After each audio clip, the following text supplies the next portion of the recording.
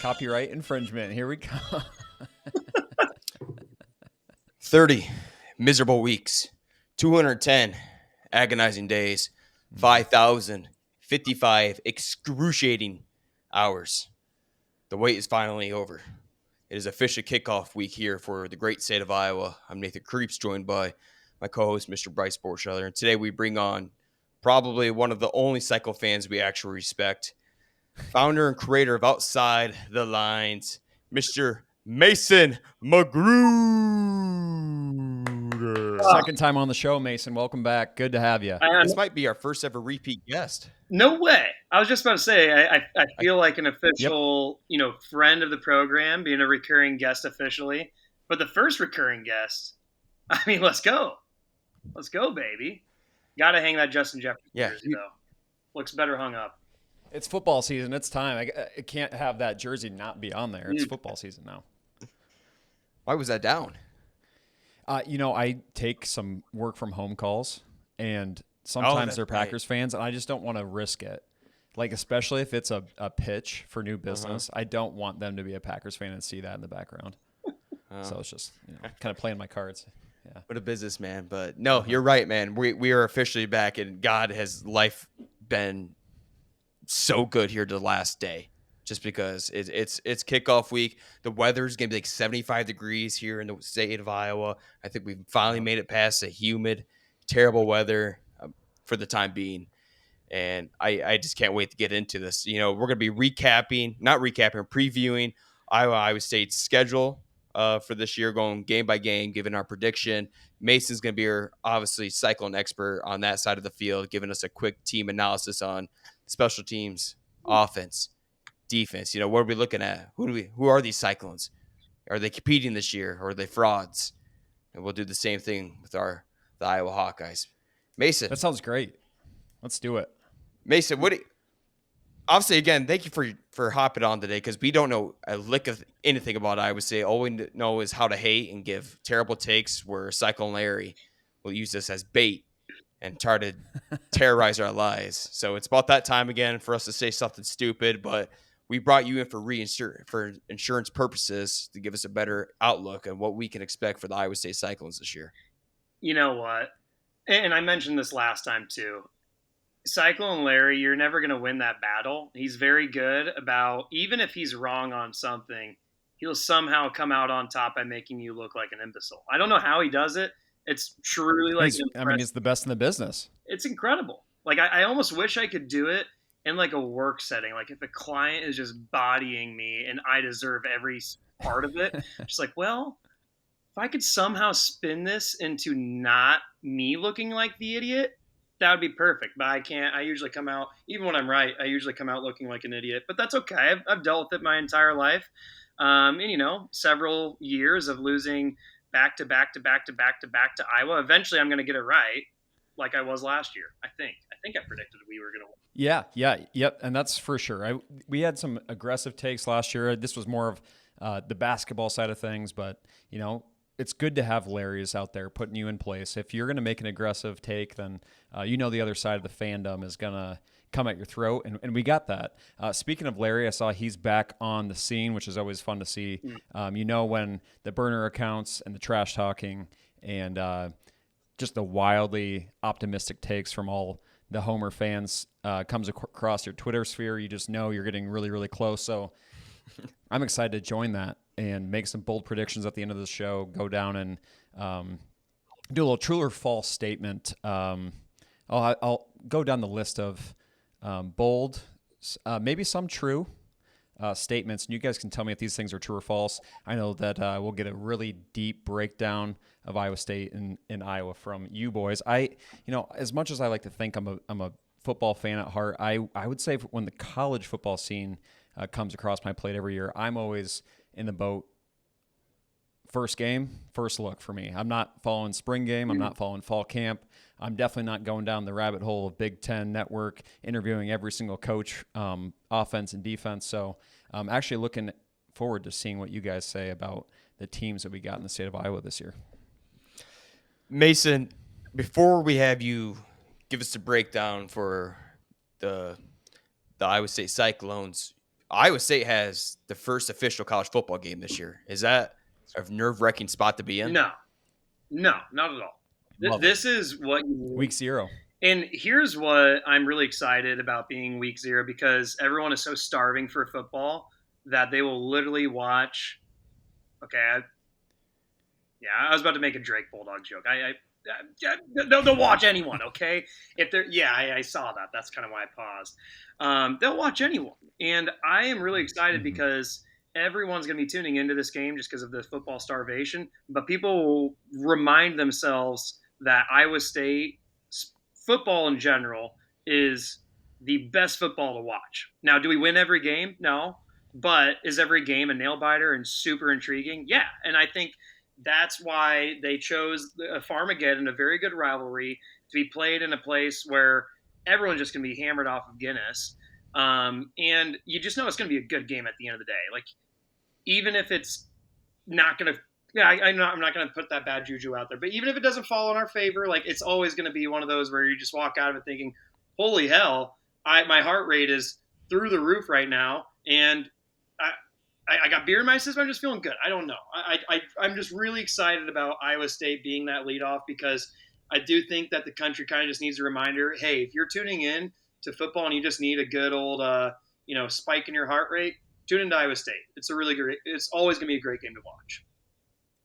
Iowa State's always, in my opinion, they've always put out a really good product on the field.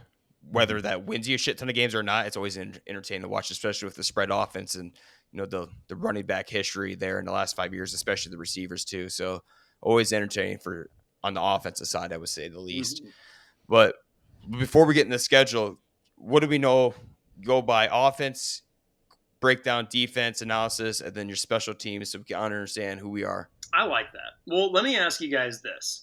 What do you think is our best unit? And I know you guys don't go like football obsessive in the off season. For what it's worth, I don't ever watch the spring game. Like, I pay attention to off season moves, but I do agree that there's only so much you can actually gather from it. But let me ask you guys this. What do you think, out of what you know of Iowa State, maybe from watching them last year, is our best position group? So typically I would always say receivers, without a doubt. If not, I would follow back with a running back. Obviously, you lose Nolan Higgins, two of the most productive receivers in college football last year. Abu Sama didn't have the year we thought we would for the sophomore. I'm going to go with the return of Bacon. Give me your linebacker crew. Okay, I like that. Man, it's good. I was looking into a little bit of the depth chart before we hopped on here, and there's a lot of new faces for both teams, and that's going to be interesting. One thing that I'm really excited about, and I don't know what Kansas State's bringing to the table here with their quarterback play, but I know what we can expect for Rocco Becht. And I've got a bold statement, or maybe a true or false statement later in the show about Rocco, but he is a guy I'm really, really excited to watch this year. Like, I'm pumped to watch some Rocco Becht. So I'm going to leave you with something. Okay. I might be giving it away a little bit here, but I think our tight end room might be our best tight end room we've had. You're like, what the hell are you talking about, Mason? You had a Chase Allen, Charlie Kolar, Dylan Sainer tight end room. I think all of those folks ended up on a roster of sorts. If I remember correctly, I think Dylan Sainer made the Saints. Not that there's a huge brag with making the New Orleans Saints, but it was incredible to have 3 NFL players in the same unit, all sharing the same field. And I think you might see at least something close to a replication of that. I don't know if we're going to have a tight end as singularly good as Charlie Kolar, though I do think Benjamin Bramer can be that guy. But I think the combination of him, Tyler Moore, and your boy Gabe Burkle is going to be just outstanding. And what I like about how this is just so classic Iowa State, right? They will find a way to make their third best player, deeper in the depth chart, involved. So they have right now Ben Bramer as a starting tight end, Gabe Burkle as a secondary tight end. As we know, Iowa State uses 2 tight end sets all the time. Both of them are going to get touches. Mm-hmm. And you're thinking, oh, shoot, what about Tyler Moore? Dude's a beast, great hands. They got them as their starting fullback. It's just a perfect way to wedge in just their hyper-competitive players that they know are proven on-field athletes. and finding a way just to get him involved in the offense. And if you've seen, much about Iowa State, we really get our tight end or our fullbacks involved, especially in the pass game. I just think it's perfect. Like seeing the depth chart and how they just get the right people in the right place made me excited, especially with seeing a little bit of a drop off with our wide receivers, right? Yeah, I mean, dude, that picture that just went around social media where all those guys are in the huddle for the Houston Texans is pretty sweet, but obviously that means that you're looking for new guys to step up. Mason, last year, Nate and I were pretty high on Abu Sama because 2 years ago in Farmageddon in the snow game, he had one of the best games I've ever seen from a running back. And then he kind of falls off and you don't see or hear much of him. And I believe the guy that they have in RB1 spot, Carson Hansen, had kind of a blow-up moment against Kansas State last year. So what do you think from the running back? I love that. And I think they're going to use them both a lot this year. I think the way I see it is Carson Hansen will be a little bit more of your utility back where you'll have him running swing routes just to get involved in the passing game. And I think what they want from Abu is just to be more of that like down the field runner. It was so interesting because he literally caused other running backs down the depth chart to transfer out of Iowa State when he came in as a true freshman. Like he was that incredible in that Farmageddon matchup. What was that? He had like 2 70-yard house calls. Don't quote me on the yardage there, but it was insane. And that was literally what prompted. It wasn't Jalen Jackson. It was someone Cardavius Norton, I believe, to transfer. And honestly, I couldn't blame him. I was just like, yeah, okay, great. Iowa State has another. Right, you think he's going to be the guy, right? Yeah. And I think last year was a little bit of more so level setting expectations and also just kind of seeing where he fits in our offense. Our offensive line has never been outstanding. I honestly think it's been doable the past year or two, and I think we're actually going to be poised for a little bit better of an uptick in productivity from our offensive line this year.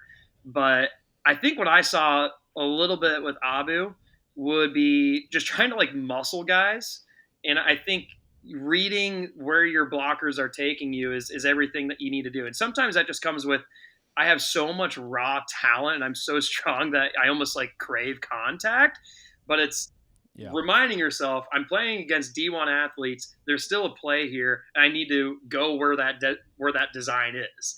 And so I think maybe just having that 1 year under his belt, and even watching someone like Carson Hansen, who does all of that correctly, he'll run the correct routes. He might not be the fastest guy. He might not just be like the most talented running back from like a raw, pure athleticism standpoint. But Carson's going to go to where he needs to be on the field, and as you can see, he was incredibly productive last year.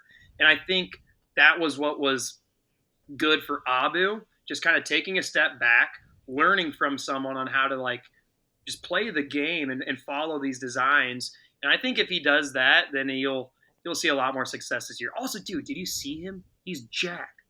He's so strong. Yeah, he looks great. Yeah, I did see that. That's crazy.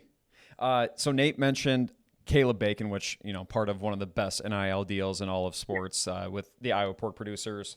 And that's the position group he's excited about. What are you looking forward to on the defensive side of the ball? I love our DBs, honestly. I think with all of our linebacker injuries that we had last year, you saw 2 things. One, we are very capable of having a lot of different people fill into that role. I think our depth from the linebacker side of things is not bad, but you definitely saw teams taking advantage of us. I saw it mostly in coverage. Specifically, we just lacked speed there. In general, I think if we got into a foot race with a really fast running back, it didn't really feel like they could, give the support that they needed, and especially in the coverage side of things. If there wasn't a missed assignment, we could easily just get beat, with crossers, in my opinion. But our DBs are that good. I think, seeing Darian Porter, go to the NFL. But I really like John Tez Williams. Oh, I forgot to mention Miles Purchase, with the Chargers had a pick in the first. Oh, no, my dog's going to start barking. That's fine. He can join the show. Sorry, my wife came home from work. Yeah. Where was I at? Oh yeah, Miles Purchase. Also, Yeah. The big pick in preseason, right? in another good NIL deal, purchase more bacon. Mhm. Yep. Gotta have it. So losing those two to the draft, good problem to have when you're putting people into the next level. But I really like John Tez Williams, and I think him and Jeremiah Cooper are going to be two guys that are they've always been ball hawks. And I think that's where John Tez Williams was actually able to step up a little bit because he didn't have as much of a name for himself last year. So maybe they moved it away from the other side of the field into him, and he found himself in really good positions to just kind of be a glue on a lot of these wide receivers out there. So I think our DBs are fantastic. Did lose a few of them to the draft and to just, senioritis. But I don't know. I like our DBs on the defensive side of the ball. And I think our defensive line will be much improved from last year. We really struggled to get quarterback pressure and to stop the run game last year. That was a tough watch. So a lot of good pieces on both the offensive end and the defensive end for Iowa State here. Mm-hmm. But probably one of our touchier subject for Iowa State here in recent years is the special teams. Yeah. How are we looking? I don't know. How did we win that Iowa game? Yeah, that's a good point. Finally got it done. Finally got it done. They've been So it's the same place kicker. Same place kicker. I'm looking at Kyle Conrad. I think he was a true freshman last year. He was a redshirt. Yeah, he was out of Dubuque. Oh, I mean, nails. So, okay, if you talk with any Iowa State fan, I think most of them would agree with me and say we feel good about Kyle Conradi, and it's nothing against him. It's more so we have been so scarred from all of the other years of just abysmal special teams play. We hired a special teams coordinator. It didn't really get better, but last year we did see finally that step up. And that was what really, in my opinion, propelled us to the double-digit wins. Obviously, the first 10-win regular season, we bumped it up to 11 wins against kind of Cam Ward in Miami. But Iowa State football, we joke about how every single game is close, and football is a game of inches. And it was so maddening being an Iowa State fan and seeing just no commitment whatsoever to the special team side of play. And it's it might not be a perfect breakdown of 33, 33, 33 between offense, defense, and special teams. But even if that's 5% with special teams, which is usually more, we were losing most of our games by about 5%, the margins. And so that was what was always so maddening, that we just didn't really seem to care about improving it. But last year you did see quite an increase in productivity. I would just say I kind of got to see it a couple of years in a row. I'm too scarred. Yeah, rightfully so. And, we've definitely taken advantage of every opportunity we could for special teams at Iowa in the last decade, I feel like. Every opportunity just go look imaginable. So it's a little thing you don't think much of, but when you're an Iowa fan, oh my God, has it propelled us the wins that we had no business winning in games. So definitely something you want to see improved, and it looks like Iowa State did take that step last year. So we'll keep our eyes on that. Can I ask you an honest question though? Because okay, I want to ask this, and then I might throw out a take. Those years where we had Hakeem Butler, Lazard. Actually, Lazard wasn't a part of the Purdy group, but Brock Purdy, Breece Hall, all of these NFL stars. Do you believe that Iowa had a better roster, that they were actually a better team than us when we had those years? I would say talent-wise, probably not. The way I look at Iowa is you're investing in an Apple stock. You're gonna get your margins, right? You're gonna get ROI on it. Iowa State was so voluntary, right? And it's investing in Dogecoin at times, right? It could either go to the moon or it could be an absolute fucking disaster. But I would say name-wise, God, Iowa State athletic-wise, and then Iowa for offensive line, linebackers, position core would go to Iowa. Okay. That's one of the better explanations of a football team I've ever heard. Yeah. Comparing it to stocks, not what I expected, but it makes perfect sense. Yeah. And I don't want to take all the credit for that. I did hear that from Chris Williams, but he put in a little different emphasis when he's comparing Avery Johnson, the quarterback for Kansas State, versus Rocco Breck.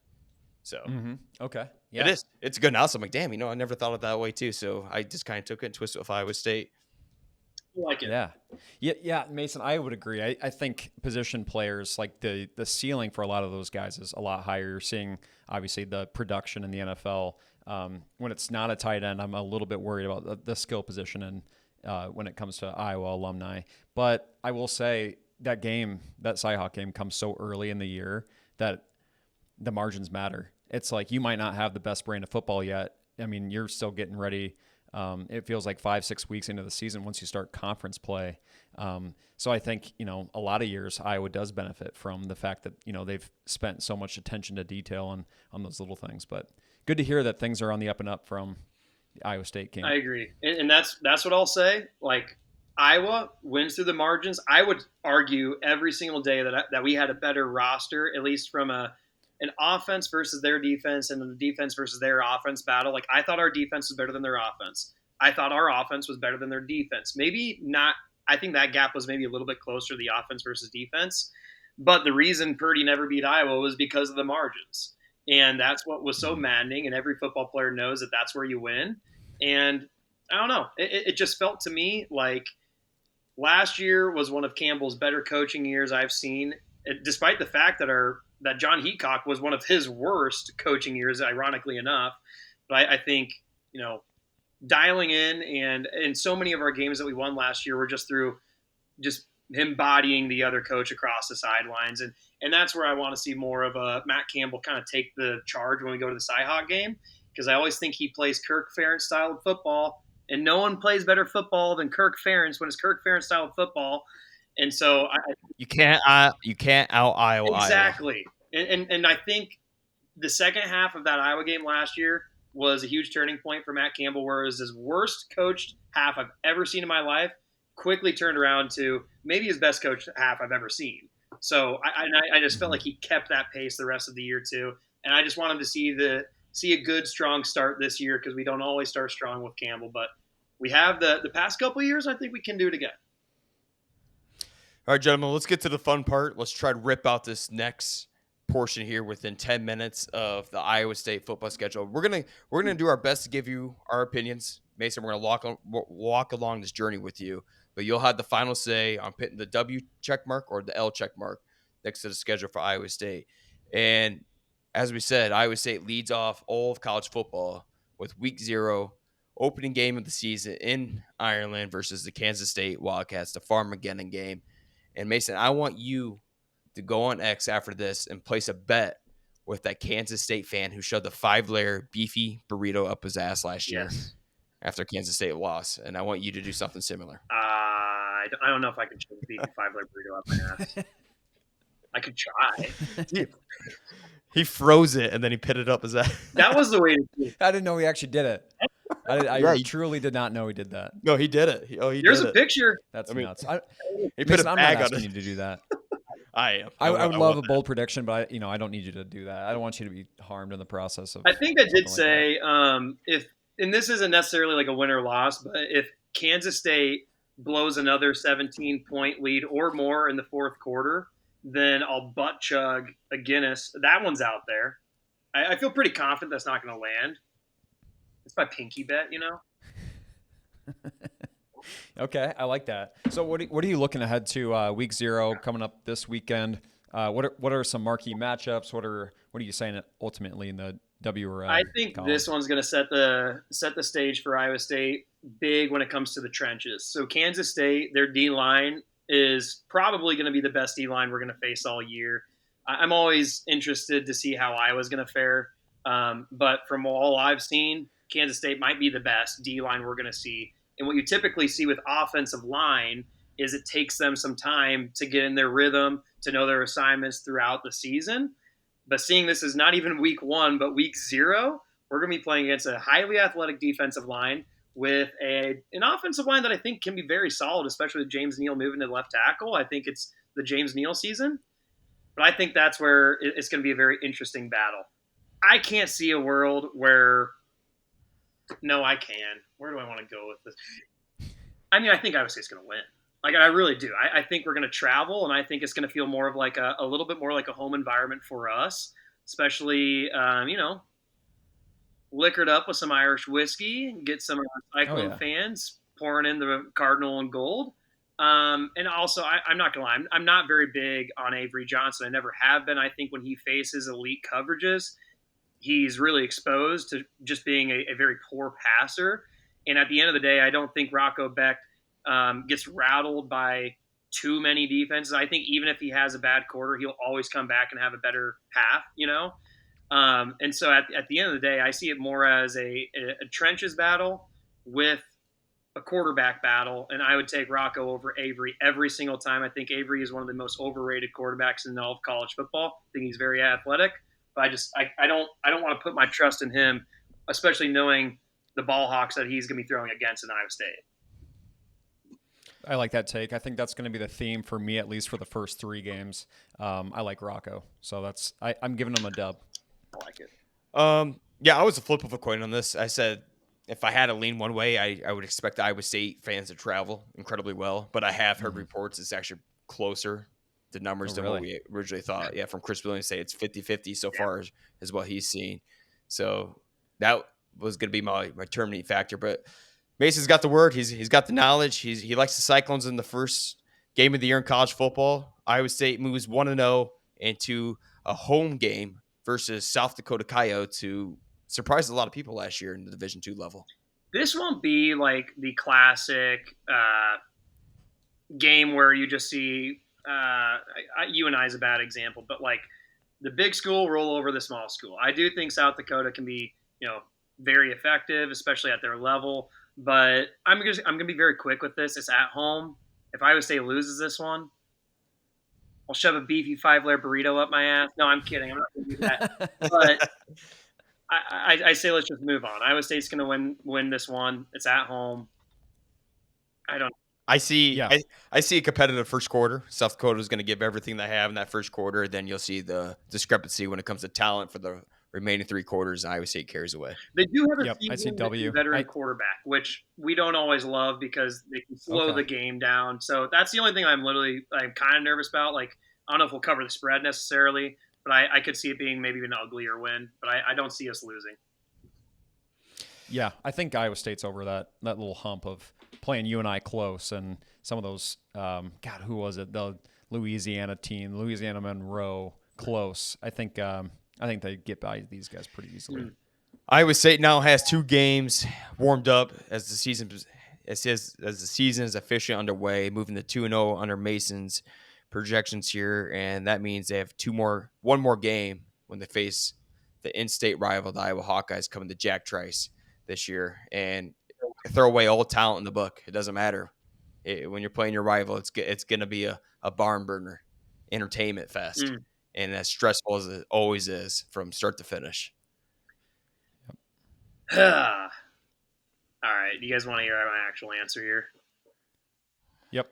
Probably not. I cannot get that first half out of my brain from last year, especially with Jaden Higgins and Jalen Knowles' departure.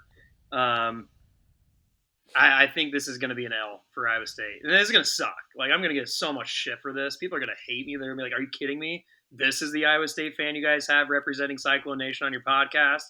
Honestly, like, I think I've seen it way too many times where I just see a Campbell just get outcoached by Kirk Ferentz, which is a really tough pill to swallow. And it's one of those things where I don't have enough confidence in it yet, especially with losing some of our firepower. If we had some home run hitting skill players, and maybe Xavier Townsend can be that for us, I don't know. But I just think it'll be too slow moving of a game for Iowa State to win a slow moving battle against Iowa. I think that's how it's going to look, unfortunately. As an Iowa fan, I feel way more comfortable and confident playing at Jack Trice than I do when Iowa State comes at Kinnick Stadium for some reason. Obviously, it's a weird thing. It's like I feel so much better playing at Jack Trice. And you said it, you hit the nail on the head here. With Iowa State losing their firepower, those are the type of teams that absolutely obliterate Iowa in the secondary. Are these teams that can throw the ball at will wherever they want. Michigan State did it. I mean, you look at any blown out loss against Iowa, it's the receivers who absolutely torch Iowa. We can handle the run, and we we'll find out if Iowa State's got that weapon that can put a burden on Iowa. But I think this early in the season, Mason, I'm with you. I'm going to take the Hawks. Okay. I'm gonna go against you guys. I think W for Iowa State only at this moment in time because I don't know what we're gonna get from Gronowski, and we'll get to that here in a few minutes. But I gotta go with the veteran quarterback. I think you're gonna see a wildly successful season from Rocco, even with inexperienced wide receivers. And I think the Clones find a way to do it. I agree with that. Finally, I like we've been going back and forth. The away team seems to be the victor the last few years, but I think we switch it up this year. All right, Cyclones 2-1 under Mason's rule here. And now we go to arguably probably one of the weirdest games for Iowa State on the schedule this year as they travel to Jonesboro, Arkansas to face the Arkansas State Red Wolves. I'm going to take it as a win, and it is one of those weird ones where we should cover, honestly. We might not, but again, there's certain ones that you just don't want to spend a lot of time with. We should win. We're going to win. Iowa State quick W against Arkansas State.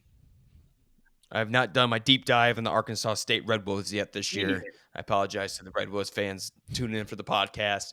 So I'm with you here, Mason. Bryce, any objection? Nope, W. Okay, Iowa State 3-1, heading to the bye week, and then a week after they host the Arizona Wildcats at Jack Trice Stadium in Ames.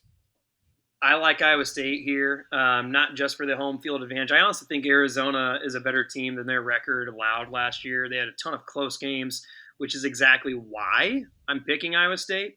I think as far as the firepower, it might be we both lost some key pieces. Tatera McMillan from Arizona, and we obviously lost two of our wide receivers. But Iowa State, what they did incredibly well in the Big 12, and what they've been doing really well in the Big 12, is winning close games. Do they do it against Iowa? Not very often. But do they do it in the Big 12? Yes, all the time. And that was the Achilles heel of Arizona. Honestly, I do see this one could be a 14-point win, a double-digit win. I don't know why. It's just one of those that I feel really good about. But even if it is close, I am going to trust Campbell over Arizona in that game.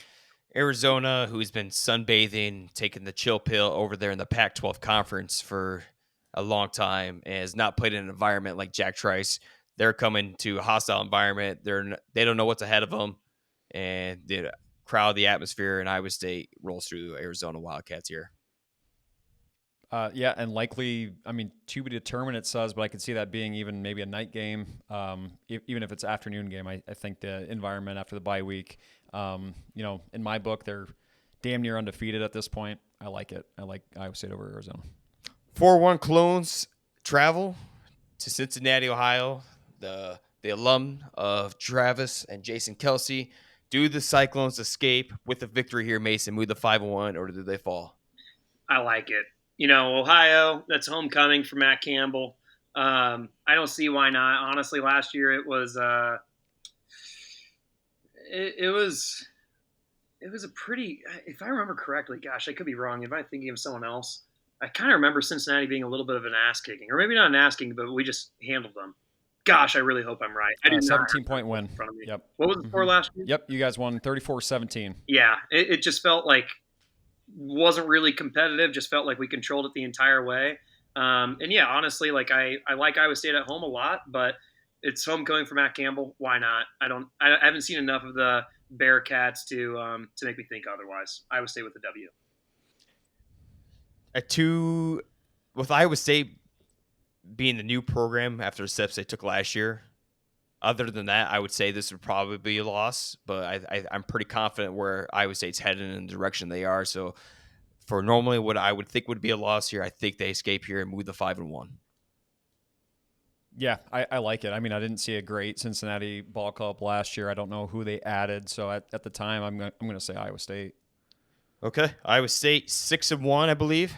We have them heading to Coach Prime's town of Boulder, Colorado, to face the Colorado Buffaloes, who I feel like lost everything they had last year. Yeah. I like Iowa State here, mostly for that. Shadur, you love him or hate him. I don't really care what you think about him, but he was an incredibly good college football quarterback. they're going to lose. And honestly, to my knowledge, the transfer they have is actually very solid too. So I'm not trying to bag on. Okay. And I'm totally blanking on that. Man, I need to have these rosters just up in front of me. I'd sound so much smarter if I just knew their names right off the top of my head. But the QB I don't think is actually going to be too bad. But Travis Hunter was their old reliable. Like you could just toss it up to him. And if they had that same crew, I don't know how we would fare in Boulder, but they've lost too much. And honestly, their trenches are way worse than us. And we will control this game. To my knowledge, unless they got way better in the trenches, which I know that they are spenders, I just don't. I don't think this one. I don't think they'll be able to compete. I 100% agree. I think you're going to get a large contingency of Iowa State fans to travel to this game to make it feel a little bit more comfortable for their arrival. Cyclones moved to 7-1, and that puts them right into the bye week on October 18th, and then following up with probably the biggest game of the year. Next two games each could be the biggest game of the year as they host the BYU Cougars at Jack Trice Stadium. So this one's going to be a little interesting. I think BYU is going to best us here. They lost their really productive quarterback. It was like Jake R or something due to sex, of all things. Did you guys know that? Yep. The Mormon law. No, I didn't know that, but I remember it happened Really? to Jimmy Like Fredette's he's suspended because of having intercourse. I think he literally got expelled. Oh, yeah, they'll do that there. Either that or he got kicked off the team. Either way, he's no longer on the Jimmy. BYU football program. And that sucks, honestly, for them because he was Premarital. Yeah. I mean, come on. It can't be having premarital sex when you're at BYU. That happened to Jimmy Fredette's teammate in the NCAA tournament, too. Their second leading scorer got kicked off the team. God. Do you, like, how Okay, often? even still, what can we expect from the Cougs? I mean, okay, pause for 2 seconds. Like, you're telling me Zach Yeah. Wilson, the MILF Slayer, is, like, not out there just, like, I mean, come on. Like, I'm sure that everyone does it. They just probably hide it a little bit better. That's probably fair to say? Yeah. Mm-hmm. I don't think our boy covered his tracks too well. Probably going to have some angry Mormons in my DM saying, no, there's a reason he's off the team. It's because no one does this. I don't know, but I honestly don't. I don't think Iowa State's going to pull this one off. I think BYU's defense is still very, very stellar. And I think, unfortunately, our offense is going to take a teeny tiny step back from last year to this year. And I think that's going to be the difference. And just bear with me because I do think there will be a silver lining coming out of this loss against BYU. I know exactly where you're going, and I'll have the same stipulation when we get to the Iowa schedule. So we have Iowa State at 7-2 as we move forward to the next biggest game of the year, the reigning champs, a chance for redemption against the Arizona State Sun Devils as they come into Jack Trice for which I would assume and hope for a night game. So that was one of the most humiliating losses. It was one of the first games I have seen in the Campbell tenure where it genuinely felt like our team kind of gave up. It was humiliating. It was embarrassing. And the worst part was I honestly thought the game was way closer than it initially looked. If you look at the first few drives, just some costly turnovers really derailed the game from us. Otherwise, it really felt like pound for pound, neck for neck, like we were very competitive, and I would even say potentially better. And, you know, I think I would say pound for pound, Scatabo got his fill. okay, It didn't feel, from an onlooker, it did not feel very compatible. It felt like Scatabo ate lunch, dinner, and had a brunch the next day. all right, I'm not going to say But He I did it to understand everybody. What you're saying, yeah. we got scatterbowed. We got scatterbowed. Yeah, you got Scatabo. Dude, even like Bo Freeler, he's a big dude. He got trucked. Like, it was one of those games. Yeah, dude. I mean, he did against everybody on the schedule last year, so it is what it is. Yeah. You know, he's throwing for fucking 60-yard touchdowns against Texas. Yeah. No, Oh my God, that guy. But no more Scatterbo. I do think Sam Levitt is probably the best QB in the Big 12, and I'm very high on Rocco Yep. Becht. I would say Rocco's honestly the second, and I don't think a lot of people would agree with me, but I'm that high on Rocco. I think he's a stellar player, very underrated athlete. But I think it's one of those situations where Iowa State's going to come off this BYU loss pissed off. I'm so sorry. You guys can hear Ralph's bark. It's a very menacing bark. That's fine. Just giving her input. Yeah, and I think he agrees with me. I think it's one of those things where they're going to come out with their hair on fire. They're going to be pissed off, and they're going to be filling Jack Trice Stadium to the brim. And I just think it's going to be one of those things where the loss of Cam Scatabo, And I think Arizona State also might be coming into it a little bit cocky because that's honestly the nature of their players. And I don't think Jack Trice is a place that you come in cocky and expect to win. And I really do think that this is going to be a huge revenge game for Iowa State. Cyclones move to 8-2. I think they get one of those two, and I would agree it's going to be the Arizona State one. So Cyclones now 8-2, and just to take a breath of fresh air, Bryce, we did this prediction last year, and I think we had Iowa State at a similar record at this point, and just look where it's been, So incredible leap here Matt Campbell's regime has taken, where we can have them at 8-2 this late in the season as they they travel to TCU to play the Horned Frogs. I like Iowa State in this one. Honestly, this one is a weird coin flip to me. I think if you're just looking at the schedule and you see you're comparing apples to apples of like TCU's last couple seasons versus Iowa State's last couple seasons, you would naturally want to say Iowa State. I do think that this one could feel like it's just one of those that I don't really have much of a reason why, but there's always one game that's typically an away game where Iowa State struggles, and seeing how and this is dumb logic, okay? I know that, okay? Seeing how I'm playing out the rest of the schedule, we're always going to have one stinker in an away game. Last year it was Texas Tech, and this year, and TCU has gotten better. So TCU I don't think is necessarily a bad team, but I think that's just where we drop the ball. Maybe coming too high off of an Arizona State win, and we just drop it to TCU. I'm going to try and shut my dog up. Okay, fair. Sounds good. You give him the loss, did he say? Yep, I think this is a trip up. He game gives for the Iowa thumbs State up. Cyclones. Iowa State trips at TCU. I'm going to go with them getting a dub here, but Mason has the final say here. So Iowa State moves to 8-3. Now we have 4 guests. We have an official pick, an additional pick here as we move forward the schedule. And then on to another freaking bye week. Jesus. What we got? Iowa State 8-3 as they now play the Kansas Jayhawks, and we could maybe have another redemption game. And I remember Bryce betting on Iowa State last year, the smoked Kansas, and Kansas absolutely took it to my bet. Yep. I agree with Mason. I think it's either TCU or Kansas in this trip-up game. You're getting so close to the end of the season. You almost can smell maybe a Big 12 competition heating up. Iowa State maybe towards the top if cards fall correctly. I don't know. I don't know if it's TCU or Kansas. We were close last year with the record. I just don't know which game it's going to be. I haven't seen enough of either team to know, but I do think it's safe to say that one of these games will be a trip-up. It's not going to be Iowa State this time around. I think they're, again, very pissed off from last year. If you watch how Iowa State competed toward the second half of that game, you saw much more of that evenness. But we came out just so flat-footed. I don't know what it was because, honestly, I was at that game, and it wasn't necessarily 50-50, but it was probably something similar to like 60-40, 70-30. Iowa State fans did travel very well. And it was just it sucked. There's no other way to say it. It sucked. I do think that Iowa State is going to kind of come back again. And this is just kind of following the schedule we have here.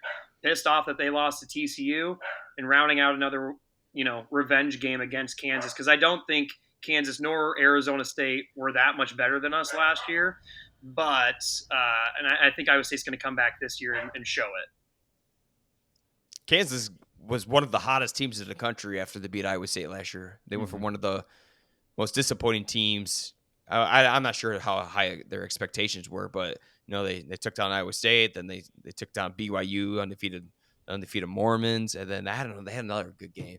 There's a lot of talent there. I think they just kind of strung it together at the right time against Iowa State, and they took full advantage of that. Iowa State now 8. If I'm not mistaken, because that.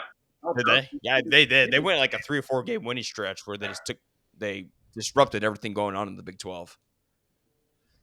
So Iowa State Final game. Yeah, Iowa State now 8-3, moving into the final game of the year as they travel down to Mr. Gundy's house and take on the Oklahoma State Cowboys.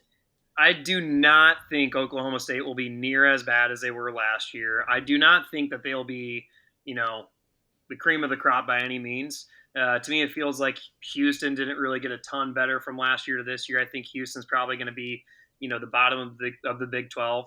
I still just cannot see Iowa State losing, though. I just don't think Oklahoma State did enough in the offseason. And again, they were bad last year. Like they were ultra mega super ass. They were bad. And even if they showed pretty That's tremendous bad. improvement, I don't know. It's not going to be enough. Yeah, it's hard to think that they're going to be that much better than ultra super mega ass. And I think Iowa State wins this one. I think so too. If it was like a normal, talented Oklahoma State team, I would probably give it to Oklahoma State, but I forgot how actually oblivious they were last year. Because I think the year prior, right, is where they made it to the Big 12 championship. Maybe 2 years ago. It wasn't That's Maybe 2 years fall ago. off, though. Okay, yeah. So I don't know. Yeah, dude, it's so hard to judge teams nowadays, preseason wise, with all the transfers and the newcomers NIL. So yeah, I'm fine with that. So I would say caps off the season with 9-3. I'd say that's a pretty good thumbs up. How do you feel about that? You know what? I like it. I like it. Still Big 12 championship bound. Things fall in our place, but keep in mind that one of those losses is an Iowa loss. We made it to the Big 12 championship last year with 10 wins, but pretty much the exact same conference record. And I can see that being exactly how it falls this year. Now, is it going to fall our way where all of the other matchups that happen within the conference, dominoes fall perfectly for Iowa State? I don't know if that's going to happen again. But I would be shocked if we're not competing for a championship toward the end of the year. So that feels about right to me. If I'm being very honest, too. The fandom in me says we're going 13-0, but or what is that? Well, you know what I mean. I think we'll have a lot of answers here by next Saturday. Mm-hmm. It's right away you jump right into the Big 12 gun, and for someone who's probably going to be also trying to compete for the Big 12 championship, Kansas State Wildcats. So that's why I'm psyched up for this game. It's a big, meaningful game, right? Not just some pointless game where they throw in the schedule to get college football started. So Iowa State 9-3, Mason. Appreciate your input. Let's jump on over to Iowa here for the team preview. And my overall quick outlook on Iowa is the more I've looked into this team, the more I've really liked this team, actually. Mm-hmm. We lost a lot of talent from last year. And it reminds me of the year when the 09, was it 08 team, they had all those juniors, and everyone announced they're coming back for the 09 team. You expected the world, expected the national championship, for God's sakes. And then it fell apart. I think they finished 8-4 Ricky Stanzi's senior year. And I think the same thing kind of happened last year. 8-4. They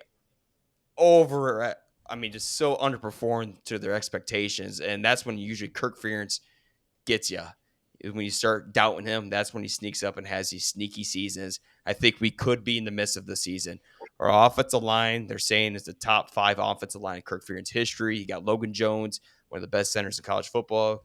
Jennings Dunker could potentially be a first-round pick. Tight ends are going to be tight ends. Ostrenga, love him more than Luke Lachey. Mark Gronowski is obviously the big question mark when it comes to the offensive side.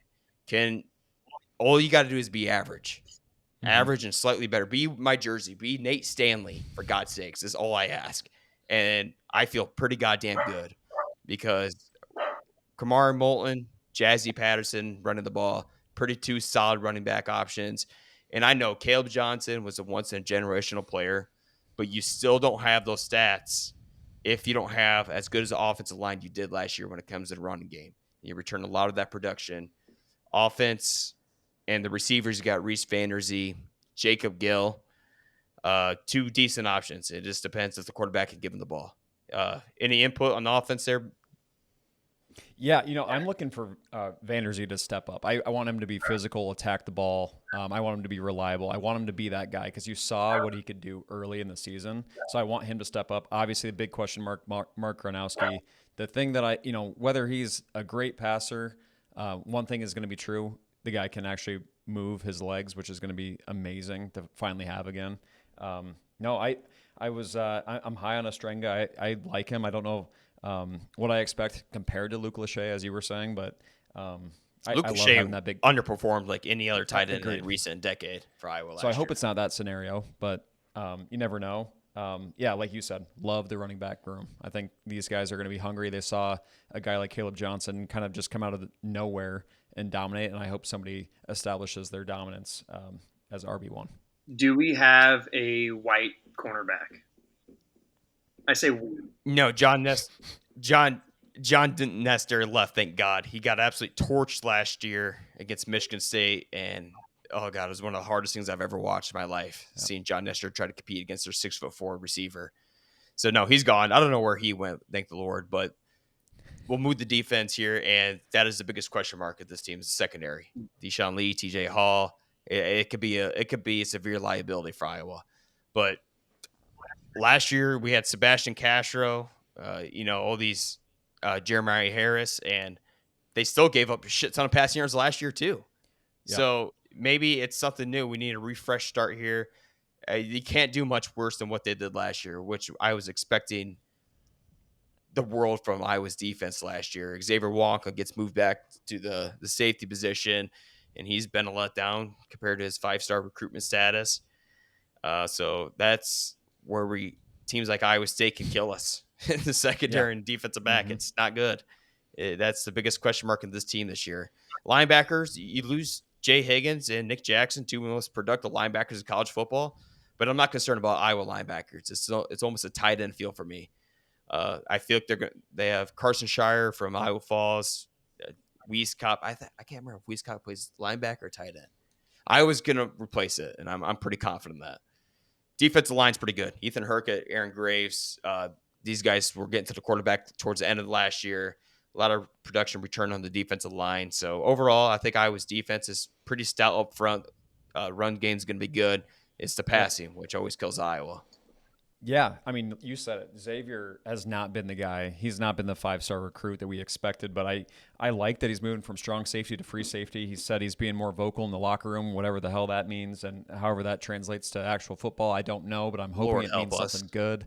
Yeah, it looks like we got Jaden Harrell, Jaden Montgomery, a couple guys that are unproven, but like you said, it almost goes without saying Phil Parker brings a great product to the field every week. That is probably the least of our worries. And maybe we'll get exposed week 1 and we'll find out what our worries are, but I like where we sit on defense always. honest thoughts on Mark Gronowski. I know you guys are fans, but be real. Like, do you think it's going to work? Do you think he's going to be mid, below mid? Like, I think he's be mid, and that's all I need him to do. Maybe if he had 3 years at Iowa, the time to gel, learn the offense, really get in the flow of things at Iowa, he could be above average. I think his first year, he's a proven winner. I know you're coming from the D2 level, but one thing about Mark Gronowski that can separate him from Cade McNamara, he's not a fuckboy. I actually like Mark Gronowski as a human being. I hated Cade McNamara. It's hard for me to cheer for this guy and hear the stories and bull crap. Yeah. Egotistic guy. I'm sorry, I'm ripping Cade McNamara, but he was. I don't think he was a good teammate. And who wants to play? Your leader's not a good dude. I don't know. Just I've seen these podcasts and these interviews with Mark Gronowski. He can be a leader. Tell me about Cade McNamara. Like, what was some of the fuckboy shit he was doing? I got some personal stories that I can't share in this podcast, but I've heard some shit. And he always said that crap last year, like, oh, please keep saying our offense is going to suck. And then they end up being one of the worst offenses in the fucking country. Just an idiot, dude. Couldn't throw the ball. I mean, you see his Hail Mary attempt against Iowa State last year to win it. Awesome. We should have used Drew Stevens kick a fucking 60-yard field goal to win the game. Yeah. And instead, he couldn't even get the ball to the 20-yard fucking line. That was satisfying. Overrated guy. And we should have took it as a flag right away. When you're getting benched at your previous school, that's not a good thing. He was complimented by one of the most stout rosters in college football at Michigan. And now you come to Iowa, you don't have so many weapons. Of course, you weren't useful. And you get exposed. Mark Gronowski is going to give you everything he has. Now, is that going to be awesome or good? I don't know, but he's going to put fucking effort, and that's about all I can ask from as an Iowa quarterback right now. And you got to love that he won football games. He won championships, and that's character, that's leadership, that's all those things that you hope he brings over. And I've already mentioned his legs. I did say to some Iowa fans that he's going to go 11 of 22 with 150 yards, a touchdown passing and a touchdown rushing against nobody week 1. And people are going to put him in the Heisman conversation. I'm not ready to go there yet, but I love what I'm seeing so far. Did you see, I think it was CBS College Football, they posted a video of just a very normal touchdown pass on a post from Mark Gronowski, and they're like, Iowa's offense is looking scary this year. That's always CBS posting shit like that, and especially Iowa's such bait because we spend atrocious, especially in the Yeah, quarterback the position. benchmark is not high. They So knew what they were doing No, in the it's comment section. I respect it. yeah. Yeah, I don't know. I just need him to be Nate Staley, not even. Nate Staley is a really underrated quarterback in Iowa. Maybe just the fact because we had to watch Deacon Hill and all these Spencer Petras and guys snap the ball after him. Our minds could be skewed from that, but just be a leader. I'm asking Mark Arnowski to be a leader. Go out there, be a leader, and get the job I done. kind of miss the fat Deacon Hill, just like that picture of him. Yeah. How the fuck did that He happen? looks so much fatter too, in like the Iowa yellow. Like there's something. How does that happen? How does that happen? Where did that guy come from, and how was he starting a quarterback for the University He's of a Iowa D1 athlete in Division One? I just cannot believe that took place at Iowa. One of the worst stretches of my life, but he went 10-2. I personally liked it. I had a lot of fun watching. I'm sure you did. That Yeah. was a lot of fun. God, that's Mason, that's always my if you're favorite. scarred, Is when playing an opposing team when the quarterback sucks. Wisconsin's Yeah. quarterback's Oh, yeah. been abysmal the last couple of years and makes the job so much easier. Yeah, So- Mason, if you're scarred by special teams, we've watched 6 years of terrible quarterback play, so the bar is not high. We just need him to be decent. That's true. Getting into probably my favorite part of this team, special teams this year. Yeah. You look 2 previous years, you're like, there's no way you can replace Torrey Taylor and Cooper DeJean, but Iowa did it.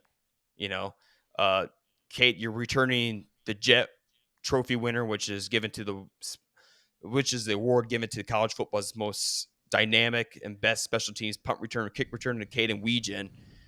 You get him back, returning punts and kicks. You have Reese Dakin, another punter from down under.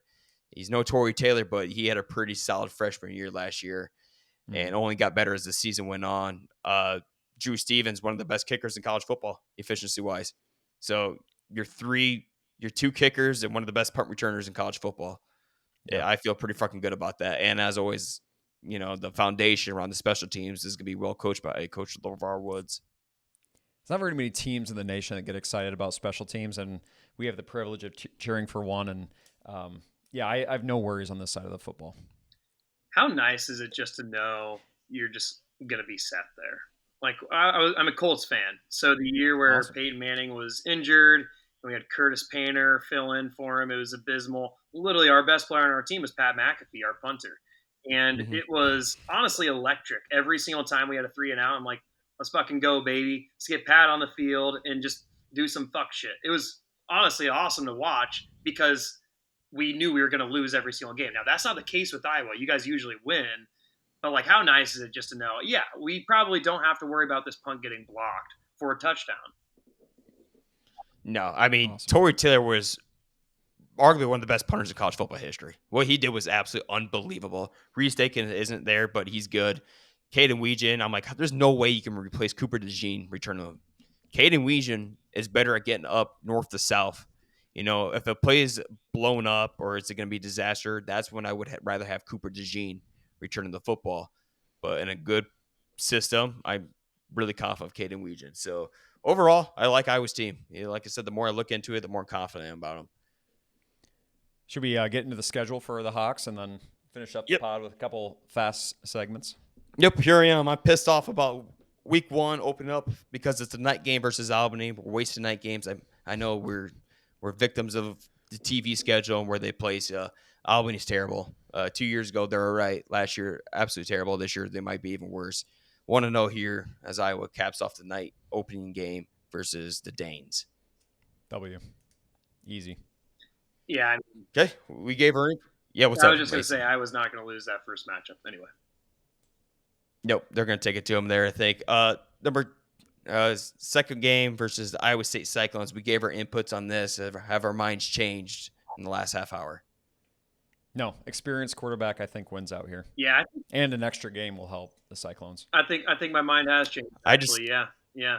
Iowa State 24, Iowa 3. Jeez, that changed a lot. Yeah. That went from I think Mason might be dingling some beefy layer burritos in front of us here, Bryce. It's honestly very representative of how I feel throughout the entire course of an Iowa State game. We're kicking these guys' ass. Shit, we're getting our ass kicked. That's typically how my brain goes. Now let's keep it as is. Yeah. This is going to be an Iowa W, unfortunately. Okay. Yeah, like I said, I don't know. I'd rather play at Jack Trice Stadium than Kinnick Stadium in this rivalry. Eh, the weird, I think you have Yeah, as nothing to weird as lose it is. mentality when you're hosting it. There's a little bit more built up pressure, and I like the Hawks playing a little more free here. Hawks 2-0, and let's just chalk this next one up as a W. Yep. As they play Massachusetts, Hawks now 3-0, and go to a weird game. They travel a Friday night kickoff at Rutgers. And in Kirk Fearon's history, these games haven't bothered them. They go to Maryland, they've taken care of business. Rutgers, they've taken care of business. Now, Rutgers, they're trying to do something there. They're trying to get something going over there in the East Coast. I still don't think they're quite there. They might get you 6-7 wins this year. I think Iowa gets this one, but I Yeah, think I it don't think gets this is closer the and trip up closer. game yet. Yeah, I think they've established the kick in the mouth with the Cyclones. They come back and win against UMass. They're not going to trip up at even on the road at night. I kind of want to pick Rutgers. I'm not going to lie. Like, there just always feels like an Iowa game that's typically away. Maybe it's not. I guess you just told me that they typically handle business when they're away. I don't know. I think I'm picturing the headline right now, like Rutgers beating Iowa. That just sounds good. Yeah, let's do it. Weeks ago, I was Rutgers. I was. And the more as my mind's I respect it. settled, I've come back to Iowa. Like I said, Rutgers they've been scary in the first half against Iowa, but second half Iowa team has won these games pretty handily over there in the East Coast. So I'm still going to stick with Iowa here. I got Iowa at 4-0 versus the first playoff team from 2024's year, the Indiana Hoosiers coming to town. Mason, you're laughing. You got a prediction here? Yeah, because you teed it up perfectly. I was just about to say I was going to take care of business against Indiana because I think they're going to have a little bit of a drop off. Indiana lost their QB, and Indiana was really good last year. I actually liked them a lot. But that's exactly how Hawkeye fans are going to tee it up. Oh, yeah, No, you this have to. huge marquee win against the former playoff contender Indiana Hoosiers. And to me, I'm just like, yeah, you guys beat the Indiana Hoosiers at home. Good for you. Yeah, okay, I'll give you that. I think I was also going to win this, and I knew that this is exactly how it was me positioned. That Iowa tops the college football playoff Indiana Hoosiers. Good for you guys. Mm-hmm. Okay, so to me, this is an interesting game. I don't know who Indiana's bringing back. Obviously, the coach completely shifted the program. This didn't used to be too much of a game against Iowa unless they had a mobile quarterback a couple of years. I don't know what to expect. I haven't looked too much into who Indiana brought back. I just look at history here. Teams like Indiana, Illinois, they don't win at Kinnick. I don't care if you got a whole new team, a whole new coach, whatever the means is. As long as they're not the number 6, 5, 4, 3, 2, 1 team in the country, I think Iowa can handle their business and defend Kinnick Stadium. So shit, I got Iowa 1, 2, 3, 4. Yo, Dude, we might have to read. I have Iowa State. Remember, no, they've already lost. I know the game. Oh, well, you I switched. had them. I had Iowa winning. Okay. Yes, and I don't like this because now my hopes are way too high, and I hate where I go every year with this. But finally, I have them losing and going 5-1 as they travel to Wisconsin. I think this is year Wisconsin finally gets them. Do they finally have a quarterback? Because, like you said, it's just been abysmal the last few years, and it really hasn't, been too difficult to beat the Badgers. I was talking to Pat. Braden Locke, is it? I think he Oh, transferred. it might be. No, I think he transferred. He was so Okay. fucking bad. I don't know who Wisconsin has a quarterback this year. I'm thinking Luke Fickell. This is a do or die situation. You gotta get Iowa. You gotta. They have the hardest schedule in college football this year. Wisconsin. You gotta get this one against the Hawks. They're gonna give everything they have. They've been doing 42 push-ups every single day after practice. After giving up 42 points to Iowa last year in Kinnick Stadium, all they can think about is this game. Iowa's on their mind. And they handle Nate, it. I think that is the exact reason they lose. I forgot about the push-up thing. These guys have no chance. And almost reverse of what you're saying, like we're going through our gauntlet coming up with Penn State and Oregon and USC. I think we have to get this game. You get the final say. Is it an L or W? I'm giving an L. Mason? Okay. I just call this the boring bowl. Like Wisconsin versus Iowa. Talk about a game that I never want to see on my TV. Honestly, I do think Iowa's gonna. I think Iowa can handle Wisconsin. I haven't seen too many offseason moves from Wisconsin. I'll be very real here. Big Ten football, as far as offseason, has not been my best on being on top of like everything that's been happening. So I don't know. Maybe Wisconsin spent some money in NIL. I don't really know what's happened with Wisconsin, but I know that I have just been very unimpressed with them. Feels like whenever they play in a team that's above average, and I would put Iowa in that category. They just flounder. I think they can beat the bottom of the barrel teams pretty easily, but I think even when they have a slight test, they typically falter. And yeah, boring bowl. Who plays better boring football than Iowa? You got to go with Iowa there. Yeah, this is the great football game.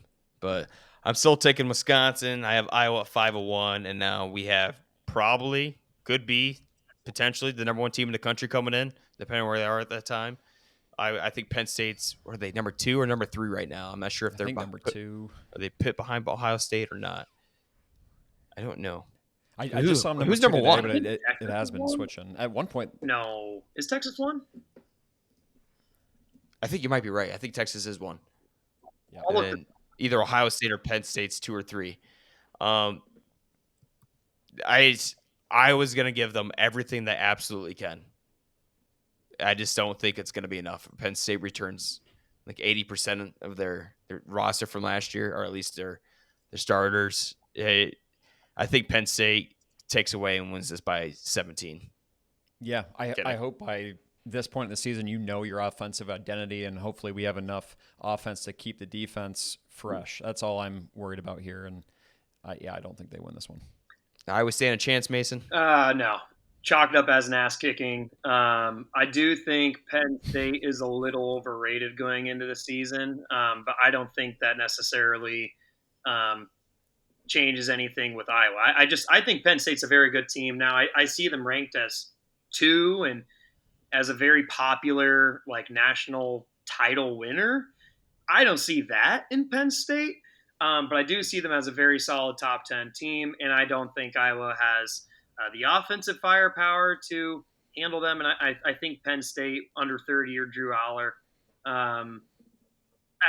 This is just like the type of Drew Aller game where people are going to come out of it thinking, oh my gosh, this is a Heisman caliber quarterback. And then, 3 games later, Drew Aller is going to shit the bed and be like, oh my gosh, Drew Aller sucks. But he's going to throw 3 interceptions and he's going to look terrible. Yeah. Yeah.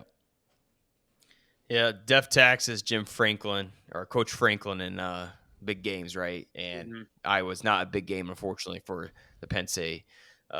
So Iowa now 5-2.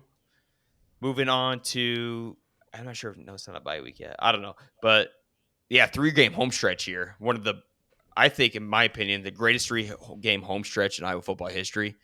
Now you have Minnesota. The Floyd of Rosedale comes to town. And Minnesota's got some talent. They were beating teams Iowa couldn't last year with USC, UCLA. They're sneaky good, but I like this one at Kinnick. I think Iowa gets a bounce back win after losing to Penn State and advances to 6-2. Yeah, outside of a punt return, Ferentz has had flex number, and I like them getting this dub. Yep, no disagreements. Iowa 6-2, moving on to Oregon. This game's going to be one of the most anticipated games in Kinnick Stadium history. You get the mighty Oregon Ducks from the Pac-12, moving on over to the Big Ten. The West Coast team, one of the most high-powered offenses we've ever seen in the 20th century from a university. The flashiest team, you could probably say. Nobody wants to kick their ass more than a solid, good old Midwestern team. Is an ass kicking going to happen? No. But this could be a really weird, strange game here for Iowa. And I want to say this is one Iowa gets, but I still think they fall short. I really do. I think if they're going to get either Penn State or Oregon, it's going to be Oregon. But I still don't think they get it. I think Iowa falls to 6-3. Oregon preseason number 7. I think they've dropped a little bit since the first AP polls came out. Like you said, it's going to be the battle between the flashiest jerseys in the game and the most traditional jerseys in the game, and that alone, I think, gives Iowa the edge. You can't beat that brand of football at home for the very first time visiting. I do. Mason, I'm curious to hear you on this one. I like the take of ugly football beating pretty football. I think that's a very good take, Bryce. Like, yeah, sometimes you just got to be like, okay, what's with those candy ass jerseys? Give me the team that's just going to put their fist in the dirt. Um, honestly, I think this is. I'm really torn because this to me feels like the classic Kinnick Stadium win against a perceived good team in Oregon, and they are. Like Dan Lanning, I think is easily a top 5 coach in all of college football. My where I Yep. struggle with is Dante Moore. You hear him as being a really highly touted recruit. We haven't really seen much film on him in the college level, or at least I haven't. I don't know if he even has film out there. But I trust Dan Lanning to get his quarterbacks right, and I think that's ultimately what's going to propel Oregon against Iowa. But I do want on the record, this would not at all surprise me if Iowa wins this, and honestly wins it handedly. This kind of reminds me a little bit of like the 2018 West Virginia coming in town and playing Iowa State. West Virginia, Yep. like number 3 team in the country, but Iowa State is very solid and tough environment to play in. Kind of reminds me of that. So I wouldn't be surprised at all if Iowa wins this, but I got to go Dan Lanning in this situation just because Dante Moore is he's highly touted for a reason. He's got to be at least decent, and I trust Dan Lanning to get his QBs in the right place. Yep. Gut says loss, but optimism says hopefully. Yeah. I was 6-3 going into the next game as they travel to Los Angeles, California, where I think they don't even stand a chance here. I think it's going to be a kind of a repeat from UCLA last year. Iowa's terrible West Coast. Everyone says it. It's the truth. They struggle when they go out there. I think Iowa loses this one by 14 at least. Move to USC was 6-4. tough last year. They were sneaky, better than I think their record reflected. I think they gave up some games. I think honestly, Oregon last year was a 1-score game, and Gabriel kind of pulled it out of nowhere. I don't know how much they improved. I think you're right. This is probably another trip-up game. I'm going to give them the W, but I'm not feeling too confident. Jaden Mayava. I don't know anything about him. I like Lincoln Riley. If you wouldn't have told me that stat about Iowa just performing terribly when they go to the West Coast, honestly, I think that atrocious. You think? They're atrocious West Coast. You think it's Stanford, UCLA last year, multiple games before that too. I don't even know the last time I was ever won West Coast. Honestly, I like their style of play against a Lincoln Riley team that has just been weak. Like I think Lincoln's a great offensive mind, and he could certainly. I think it really just depends on. Did I say Jordan Mayava? It's Jaden Mayava, in case I did screw that up. But I think it really depends on the quarterback play there. But I'm not gonna lie. If they have the same quarterback play as last year with Miller Moss or whoever it was, I like Iowa in this game. I did not know that about the West Coast performance, so we'll see. But I just think pound for pound, you just compare these rosters and just the matchup. If you play them on a neutral field, I like Iowa in this. So I'm actually going to go Iowa here.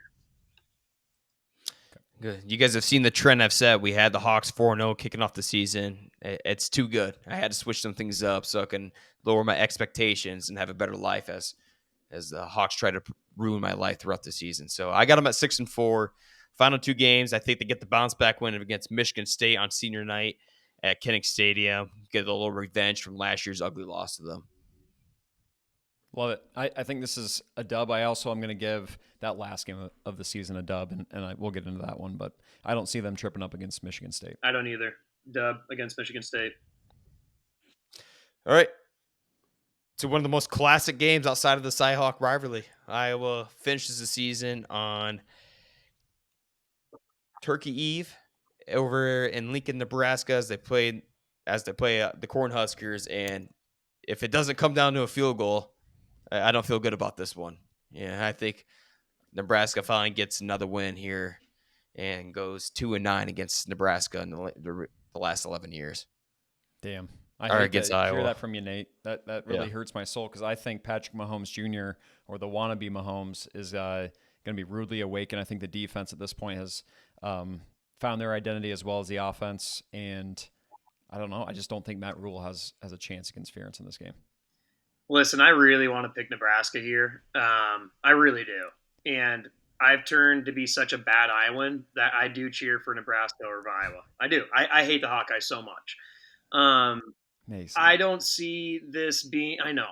It's called the Iowa Chill podcast, Oh my but God. I'm more of an Iowa State guy than I am just like state of Iowa guy, honestly. Nebraska's not going to win this one though. I think Raiola is honestly a very capable quarterback with good protection. I think he can be a very solid player, but I don't think that's going to be the case. Especially, I'm trusting you off of this one.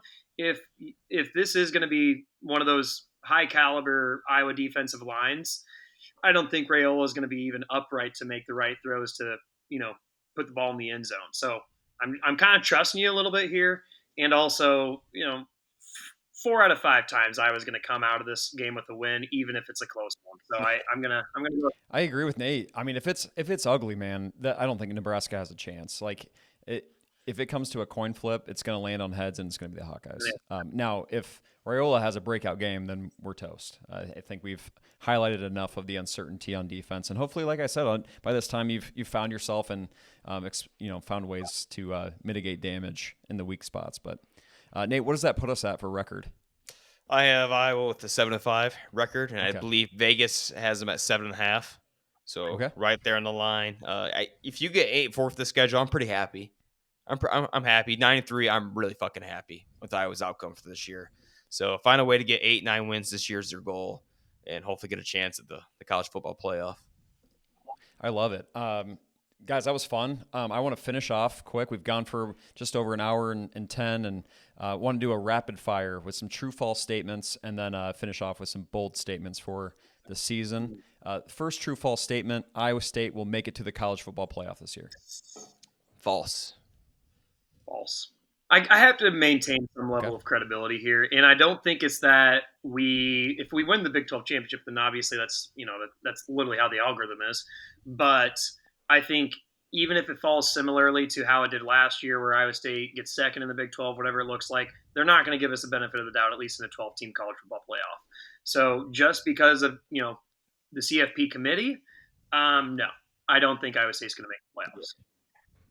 They're just not set up for success. You have to win it out, We do. unfortunately. And honestly, I'm honestly okay with that because we have had a bad history of football and it's been a lot better in recent years. But I kind of like that underdog mentality of like, you've got to prove it that you deserve to be there instead of having an SMU situation, which I was pissed off about because I thought Iowa State should have been in front of SMU, and I kind of still think that. But at the same time, like, would Iowa State just have a similar result that SMU had? I don't think it would have been as bad as that, but I'm okay with it. You got to prove your worth to make it to the playoffs. Agree. Mark Gronowski is a top 10 quarterback in college football by the end of the year. False. Yeah, false.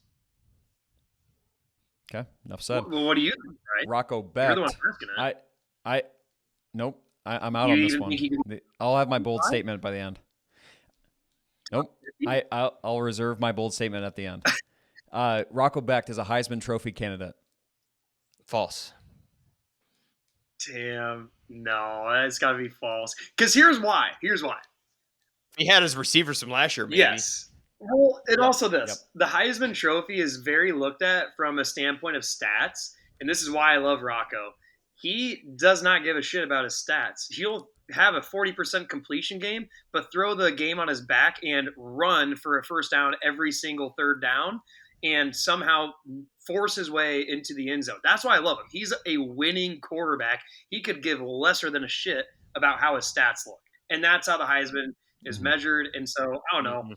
Could he be thrown in like a top 10 watch list? It's for the flashy players. What's that? Yep. It's just the Heisman's for the flashy guys. Stat stuffers, flash. Yep. Yeah. Okay, so we're saying false to that one as well. Iowa will have 9 wins this season. I think we know Nate's answer. Mason, as a anti-Hawkeye, do you have any optimism for the Hawkeyes I this think year? they could win 9. Yeah. I think that's very doable for them.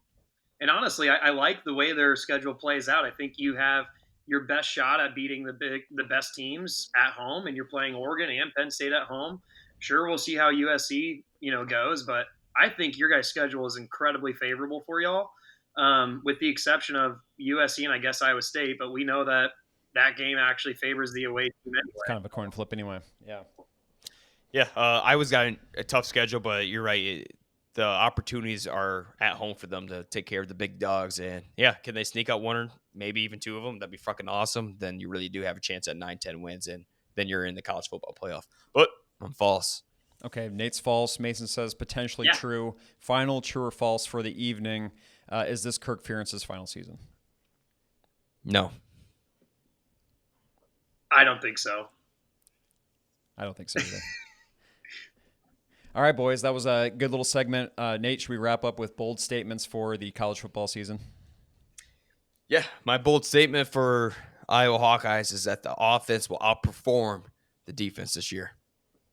Wow. Tim That's Lester. why we call them bold statements. Yes. Okay. Just I because like what I saw. the secondary could be some serious trouble, man. Dude, he said he's feeling a lot more comfortable. I like that statement a lot. I'm not sure if it outshines, but as you've kind of pointed out, it's a unproven defense, so it very well could be. Mason, what do you got for a bold statement? Mine is, and this I don't know if this is really going to come to fruition this year. It obviously depends on draft status, but mine is going to be Iowa State will have, or their tight end room will have the most tight end picks in our history, which isn't that incredible, honestly. I don't know if we've ever had a tight end room have more than one person drafted, but I think that will somehow. That's not that hard. Yeah, I think come on. This is why it's a bold statement. I'm saying this to some Hawkeyes. I do think that this is going to be the unit where we'll have 2 drafted tight ends. Benjamin Brammer, I really think is going to, and I don't know about Tyler Moore, Gabe Burkle, but I think one of them will be good enough to maybe sneak in like bottom of the 4th or something. Well, with Iowa State losing Higgins and Knoll, you gotta, the ball's got to go somewhere, right? So this is an opportunity. Rocco loves his tight ends too. His dad was a tight end. He knows where to find them. That's like the safety blanket for quarterbacks, and Rocco just knows where to find them and knows exactly where they're going to be. And his timing has always been impeccable with tight ends. So I think he's going to be the one to help to get drafted. Okay, Mason, I think you rode the fence really, really well during this episode as a diehard Cyclone fan, and anything Hawkeye is no bueno with you. I think that wasn't as bold of a statement as I was hoping, and I'm going to round us off with the bold statement of the year. I think Iowa or Iowa State makes the college football playoff this year. I don't think that's even remotely correct, but I want to believe it. I think, as you said, Iowa's schedule is favorable, and maybe we see something that's completely unexpected from this unproven team. Iowa State, why not? You missed out barely by the skin of your teeth last year, so let's see if we can flip that around this year. Bryce, I mean, stand on that business, dude. Like, it's your bold prediction. It's going to happen. Yep. Come on. Yep. One of the two, I believe. I put that at like a 35% chance of happening, which is pretty good. I love it. Making it. Long story short, I'm excited for the college football season. I love that Iowa. I don't think an Iowa team's ever started week 0. So really excited for this upcoming week, and we'll know a lot more by the start of September. Yeah, we always look incredibly dumb now when you look back on it here in a couple weeks. And these previews, we think we know it all, but we really don't know anything. I don't think we got a single pick wrong, personally. Mason's riding high. I appreciate that. Hope I'm wrong. And that's why I always take the low ball fence. And last year I had Iowa at fucking, I don't even know, 10-2. So what was Iowa? Bit me in the ass. 8-4, and then 8-5 after losing Missouri in the bowl game. Here, my one bet here for the game is if Iowa loses to Iowa State this year, I will consume the world's hottest chip again live on the show. Mason, a few weeks after you joined us the first time, Nate consumed the world's hottest chip on camera. That footage was lost, and we only had audio. So we'd like to get that on camera again. I hope it doesn't happen. But I saw that. Kind of secretly. That sucks.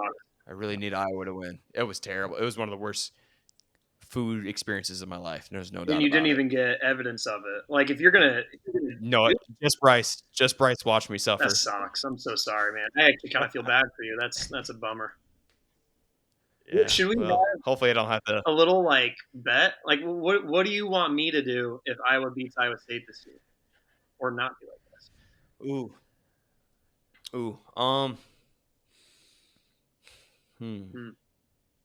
I think you got to post. You got to buy a post Hawkeye story. shirt. You got to Yeah, I buy was a gonna say, you Hawkeye gotta shirt, post a story sweatshirt, and wearing you got a to Hawkey post it shirt. on your story and make a post on your Instagram saying Yeah. it's for the Hawks. How about this?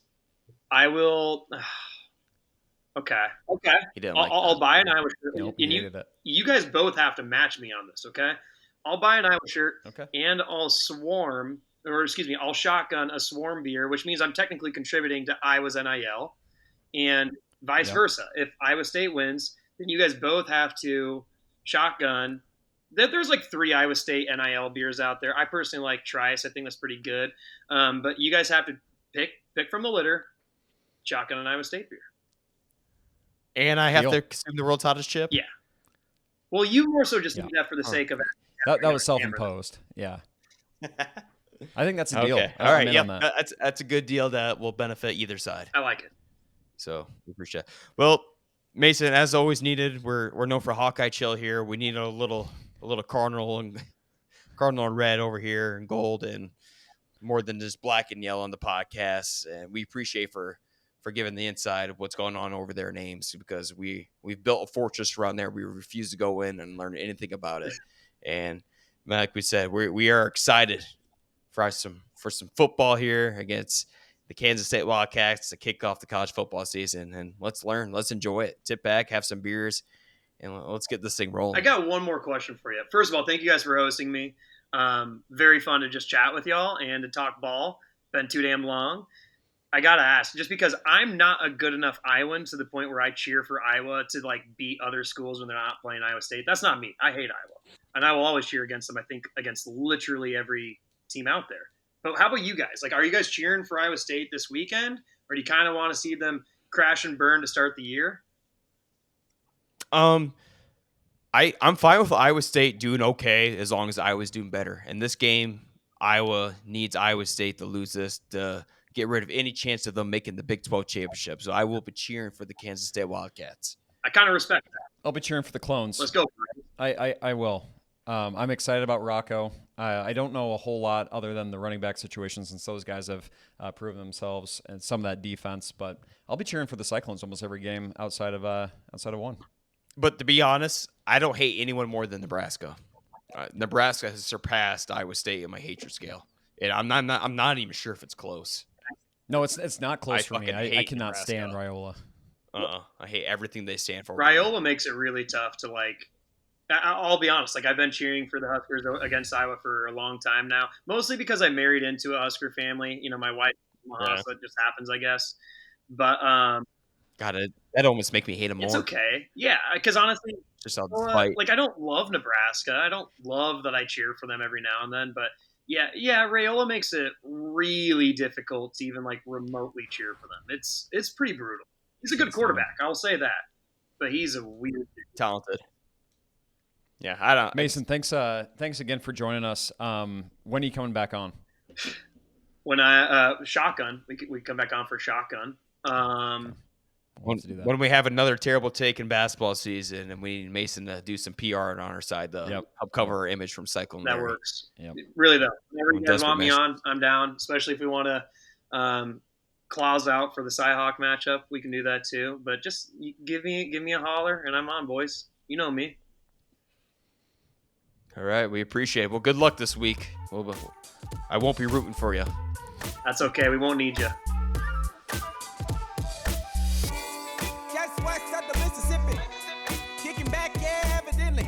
Everybody grab your people, come and gather with me.